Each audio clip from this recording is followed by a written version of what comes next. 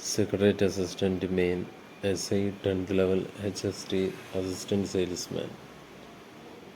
ഇതിലേക്ക് ആവശ്യമായ current affairs 2025 ഓഗസ്റ്റിലെ സെക്ഷനാണ് നമ്മൾ നോക്കുന്നത്. UN ബന്ധപ്പെട്ട ഏത് സമിതിയിലെ ഉയർന്ന പദവികളാണ് പാകിസ്ഥാൻ അടുത്തിടെ നേടിയത്? UN രക്ഷാസമിതിയിലെ ഭീകരവിരുദ്ധ സമിതി, കൗണ്ടർ ടെററിസം കമ്മിറ്റി.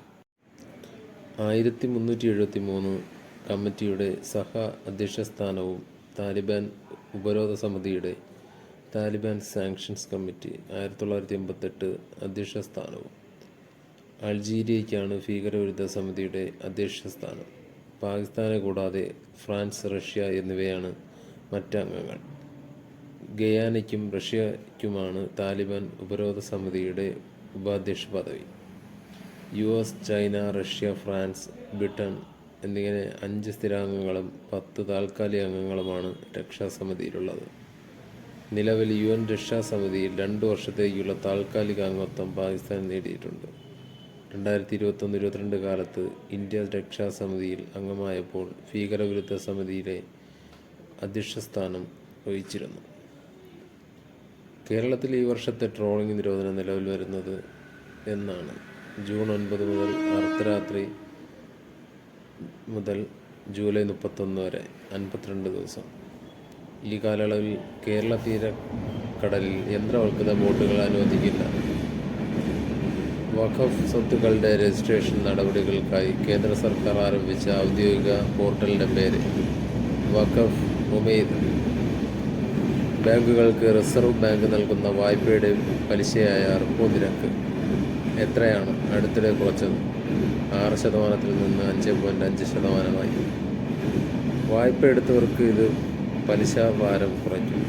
വിപണിയിൽ പണലഭ്യത ഉറപ്പുവരുത്താനായി ബാങ്കുകൾ റിസർവ് ബാങ്കിൽ സൂക്ഷിക്കുന്ന കൂടുതൽ ധനാനുപാതം 1% കുറയ്ക്കാനും തീരുമാനിച്ചു. പ്രൈം മിനിസ്റ്റേഴ്സ് മ്യൂസിയം ആൻഡ് ലൈബ്രറിയുടെ ഡയറക്ടറായി നിയമിതനായത് അശ്വതി ലൊഹാനി. എയർ ഇന്ത്യ മുൻ CMDയും റെയിൽവേ ബോർഡ് മുൻ ചെയർമാനുമാണ്. 2023 നെഹ്റു മെമ്മോറിയൽ മ്യൂസിയം ആൻഡ് ലൈബ്രറിയുടെ പേര് PMML എന്നാക്കിയത്. റഷ്യൻ വിപ്ലവ നേതാവും സോവിയറ്റ് യൂണിയൻ്റെ സ്ഥാപകനുമായ ലെനിൻ്റെ മധ്യേഷ്യയിലെ ഏറ്റവും വലിയ പ്രതിമ റഷ്യയുടെ സഖ്യകക്ഷി കൂടിയായ ഏത് മധ്യേഷ്യൻ രാജ്യമാണ് അടുത്തിടെ നീക്കം ചെയ്തത്? കിർഗിസ്ഥാൻ. രാജ്യത്തെ രണ്ടാമത്തെ വലിയ നഗരമായ ഉഷിൽ 1975 സ്ഥാപിച്ച 75 അടി ഉയരമുള്ള പ്രതിമയാണ് നീക്കം ചെയ്തത്. കമ്പ്യൂട്ടറുകളുടെ ജനങ്ങളോട് അടുപ്പിക്കുന്നതിൽ നിർണായക പങ്ക് വഹിച്ച ആപ്പിൾ എഞ്ചിനീയർ അന്തരിച്ചു. പേര് ബിൽ ആൻഡ് കിൻസൺ. 74 വയസ്സായിരുന്നു. 1980കളിൽ മക്കിൻടോഷിൻ്റെ നിർമ്മാണവുമായി ബന്ധപ്പെട്ട് ആപ്പിൾ സ്ഥാപകൻ സ്റ്റീവ് ജോബ്സുമായി അടുത്ത് പ്രവർത്തിച്ചു. ലിസ മക്കിൻടോഷ് കമ്പ്യൂട്ടറുകളുടെ അടിസ്ഥാന സോഫ്റ്റ്വെയറായ കിക്ഡോ എന്നിവ വികസിപ്പിച്ചത് ആറ്റ്കിൻസണാണ്.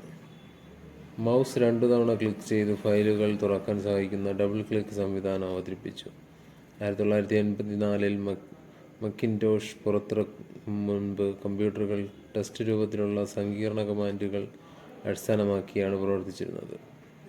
ഫ്രഞ്ച് ഓപ്പൺ പുരുഷ ടെന്നീസിൽ കിരീടം നിലനിർത്തിയ സ്പാനിഷ് താരം കാർലോസ് അൽക്കാരസ് പാരീസിൽ നടന്ന മത്സരത്തിൽ ലോക 1-ാം നമ്പർ താരം ഇറ്റലിയുടെ യാനിക് സിന്നറിനെയാണ് തോൽപ്പിച്ചത്.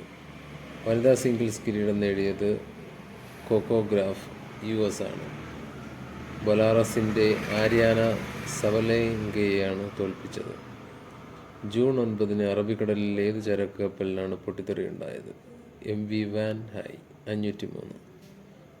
കണ്ണൂർ അഴീക്കലിൽ നിന്ന് 81.49 കിലോമീറ്റർ 44 നോട്ടിക്കൽ മൈൽ അകലെയുണ്ടായ അപകടത്തിൽ 18 പേരെ രക്ഷപ്പെടുത്തി, 4 പേരെ കാണാതായി.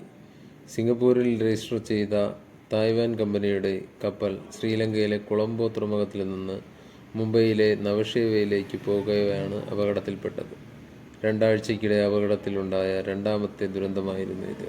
മെയ് 25 കൊച്ചി തീരത്ത് നിന്ന് 70 കിലോമീറ്റർ അകലെ കടലിൽ MSC എൽസ 3 എന്ന ചരക്ക് കപ്പൽ മുങ്ങിയിരുന്നു. ദി ഡേ ഓഫ് ദി ജക്കാൻ ഉൾപ്പെടെയുള്ള ത്രില്ലറുകളുടെ സൃഷ്ടാവായ ഫ്രെഡറിക് ഫോർസിത്ത് 86 അന്തരിച്ചു. അദ്ദേഹം ഏത് രാജ്യക്കാരനായിരുന്നു? ബ്രിട്ടൻ.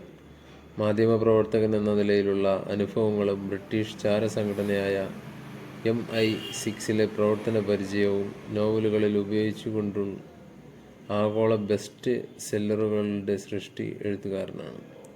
ഫ്രഞ്ച് പ്രസിഡന്റായിരുന്ന ചാൾസ് ഡി ഗോളിനെ വധിക്കാൻ അദ്ദേഹം ഫ്രഞ്ച് കോളനിയായ അൾജീരിയയ്ക്ക് സ്വാതന്ത്ര്യം അനുവദിച്ചതിൽ എതിർപ്പുള്ള ഒരു കൂട്ടം വിമതർ ജാക്കൽ എന്ന രഹസ്യനാമമുള്ള ഒരു ഇംഗ്ലീഷ് വാടകക്കൊലയാളിയെ നിയോഗിക്കുകയും അയാളെ തടയാൻ ഫ്രഞ്ച് പോലീസ് നടത്തുന്ന ഉദ്യോഗജനകമായ നീക്കങ്ങളുമാണ് ദ ഡേ ഓഫ് ദ ജാക്കലിൻ്റെ ഇതിവൃത്തം. മലയാള സിനിമയായ ഓഗസ്റ്റ് 1 പ്രചോദനമായാണ് ഈ നോവൽ. The Odessa file, the dogs war, the fourth protocol തുടങ്ങിയവ മറ്റ് പ്രശസ്ത നോവലുകളാണ്. The outsider, my life in intrigue ആത്മകഥയാണ്. UN-ന്റെ 3ാമത് സമുദ്ര സമ്മേളനം UNOC3 എവിടെയാണ് നടന്നത്? Knees, France. ജൂൺ 9 മുതൽ 13 വരെയാണ് നടന്നത്. ഒരു രാജ്യത്തിൻ്റെയും അധികാരപരിധിയിൽപ്പെടാത്ത വിശാലമായ സമുദ്രത്തിലെ ജൈവ വൈവിധ്യങ്ങളെ സംരക്ഷിക്കുന്നതിനുള്ള ഹൈസീസ് ഉടമ്പടി ഒപ്പുവയ്ക്കുക എന്നതായിരുന്നു പ്രധാന അജണ്ട. ന്യൂയോർക്ക് 2017, ലിസ്ബൺ 2022 എന്നിവിടങ്ങളിലാണ് നേരത്തെയുള്ള സമുദ്ര സമ്മേളനങ്ങൾ നടന്നത്. ഫ്രാൻസും കോസ്റ്റാറിക്കയും സംയുക്തമായാണ് 3ാം സമ്മേളനം സംഘടിപ്പിച്ചത്.